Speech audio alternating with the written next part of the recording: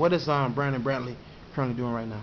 Working with kids, working with some troubled youth, making sure that they can kind of turn their lives around from some of the past mistakes, get out here and contribute positively to society. So, uh, trying to get on the Division I level as a coach.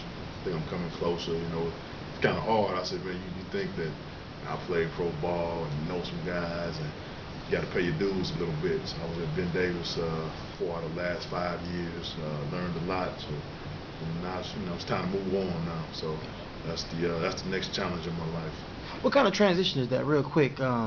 Being the man, being the star, getting all the perks, and then now you're going back to not really reality, but you're going back to the average human life almost, I to mean, where you're not getting them perks and all that stuff no more.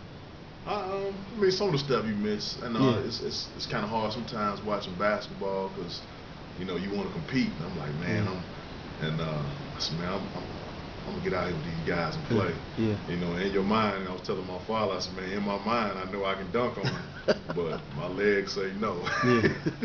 So it's kind of hard, but just being able to be home with my family, being able to be with my wife every day, and being able to drive up on holidays and be with my family, because for about 10 years I was overseas, so I missed out on a lot of things. Gotcha. Grandmother passed away a couple of years ago, and so I look back and said, man, that's a lot of time I probably could have been with her. It's one of my favorite people of all time.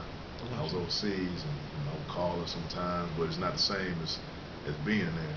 So Yeah. man, just being able to be here, be around loved ones is big for me. Just little simple things that people probably take for granted. Just waking up in my own house and going outside. And it's a nice day. That's big for me. Because a lot of times I was overseas and traveling and just moving fast. And now it's I'm working. It's another phase of my life. I'm going after a different challenge. So I'm looking forward to it. I accept it, and I know it's going to happen. Gotcha. What kind of advice can you give to a future athlete who may one day be in your shoes? One of the tallest kids. At first, what I'm saying, wasn't as talented as other people in the neighborhood, but as he got better and better, grew. Played big time basketball in high school. Played big time basketball in college. What kind of advice can you give to that type of athlete? Develop thick skin and keep working. Don't never let somebody tell you what you can't do. I tell the kids I work with, take can't out your vocabulary, man. Like I said, I was probably the worst, in that age group back in we used to play at Sunnyside. And I just kept working at it. I said, man, I wanna be a ball player. And I come out there sometimes, middle of the day is hot, and just just running, trying to grab the rim. Was out there just hanging on the rim, trying to touch it, rim touches, and just doing little silly stuff like that. But I was always fortunate to have people around me that wouldn't let me put my head down or wouldn't let me quit. And tell the kids, man, listen to somebody older than you, 'cause they went through it. As much as you don't want to, because your pride might get in the way, and you think you know it all, you don't. I was really blessed coming up to have some good, wonderful people in my life. My coaches did so much for me. I had a great coach at Andrean, and man, my first AAU coach was Ronnie Robinson, called him Perk. He's over at Thea Bowman. Man, he was probably one of I tell the kids now. I said, man, 20 years ago. I said, man, when you cross him, man, he liable to steal on you or something. And, man, he put us in the dirt. But it made it. I mean, we all came out stronger because of that. And our parents would be sitting over there, and he said, don't look at them. They're not gonna save you. Man, we practiced intelligence girls, just hot, man, no Yeah. water. We had to run out there on that track. They had cut the grass in 15 years, man. But man, it made us so much stronger. Yeah. You know, Yeah. I said Chris Artis, his uncle Mike Artis, played on that 1970 East Chicago Roosevelt championship team. Yeah. Yeah. And played at the University of Cincinnati, played overseas a little bit. One summer he brought me and Chris up to Cincinnati for about a week. Think it's gonna be a vacation? Man, we were working. 3 times a day. You know, he takes us to the University of Cincinnati. We run in the stadium stairs. Mm. We're gonna run a couple of miles, dribbling the ball. I mean, wouldn't let us rest. And I was like, man, you know, it just did, man. I was like, wow, I made it through this experience and did so much for me. He's another guy that, you know, I owe a lot to, just, you know, that 1 week. You know, so, man, make sure you listen to older people that have been through it, as much as you might not want to, you need to, because, you know, especially, you know, a lot of the older people got your back, so you got to listen to them. Gotcha. I was just mentioning to you about yourself and Gary Patterson, being guys from East Chicago that went on to play at Andrean and Bishop Noll.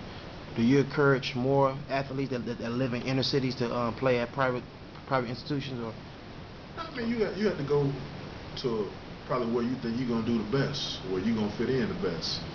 You know, I wouldn't encourage somebody to go to a school and they not fit in. I'd give them the pros and cons. Say, hey, you want to go to Andrean? You know you're gonna get a great education. You know, it's a safe, secure environment. You know, as opposed to some other school. Like I said, not putting it down, but yeah. that's just the truth. The times that we live in. It's the truth. Yeah. You know, you might tell somebody, well, hey, you stay in Chicago, man, you got your family, you got your friends. Sometimes that might not be a good thing for somebody, but for some people, that's a great thing because they feel the love and maybe they don't want to let their loved ones down, so they're gonna do their best, and not only on the court but in the classroom. So, like I said, it's wherever you feel comfortable, wherever you think you're gonna do the best. Got you. Quick question for you, real quick. You know, because now you've been living in Annapolis, in the state of Indiana, the region, as they call the Northwest Indiana, don't get a lot of credit in pub for their athletic talents. Do you have a reason why up north don't get all the credit, maybe like in Annapolis or other parts of the state? Well, Indianapolis is the city in Indiana. You know, they got the Indianapolis Star. You know, all the major media outlets. So, you know, of course, it'll probably be like Los Angeles in the state of California. They're gonna get all the shine. And, you know, it's a little bit different. You know, it's kind of sad when you look at, you know, like Gary. You know, a lot of the schools are closing down. And I was talking to a guy today, talking about track and field down here, and I remember when Gary Roosevelt was so dominant. Yeah. You know, it was just a given. Gary Roosevelt was going to win the title. Yeah. Gary Roosevelt was going to win the title. Gary Roosevelt was going to win the title. Now it's not like that anymore. You know, some schools, I mean, they have a hard time just putting a football team together. Yeah. And then, I mean, that's just because it's not enough jobs, and people are moving. They want their kids to have a better opportunity than they did. And I just miss those glory days. I remember when all 5 schools in Gary were firing on all cylinders. East Chicago Central was a powerhouse. Maryville was up and coming. You had some of the Hammond schools were going to be competitive. Bishop Noll, Andrean, and now, I mean, you know, sad to say, when you don't have that money, you know, facilities start to deteriorate, and people start looking for other opportunities. You know, it's so much talent down here that's supposed to be in the region in Gary and Chicago, Yeah. but families move down here because, you know, you look at schools like Ben Davis and Warren Central and Carmel, you just can't compete because the facilities are so good, you know. So, you know, it's kind of sad. And, I know it's a lot different from like when we grew up, but you know, any chance I get, I remind guys. I said, you know, can't do anything sometimes when times change and, you know, on the down economy, that's how it is. But I said, don't forget, you know, back in the day, you know, everybody knew, you know, we bringing titles home, basketball, track, you know, some great football teams, a lot of great athletes, a lot of great people coming out of Gary, you know. So, you know, hopefully some things will change and you know, it'll be a little bit better. So what is your goals for the future? I know you say you want to go into coaching, but do you have any other goals outside of basketball? Right now, I'm so focused on getting to that Division I level. You know, I tell people, I said, man, I get up there just to be able to go through that experience and learn basketball from maybe a coach that's been there, and you know, who knows? Maybe I said, man, this might not be for me. You know, another goal is go to grad school. Talking to a guy, he's an athletic director at a big time university. He was saying, I want to go into coaching, And then once I got to this level, I was director of basketball operations, and I said, you know what, I really don't want to coach. I want to coach coaches. And I was like, wow, you know, to be on that level and maintaining the facilities and kind of navigating the direction of a school's athletic department. So, you know, because one door opens up and you think it's supposed to go this way, and you get in, and all of a sudden you got to go that way. So, you know, it's in God's hands.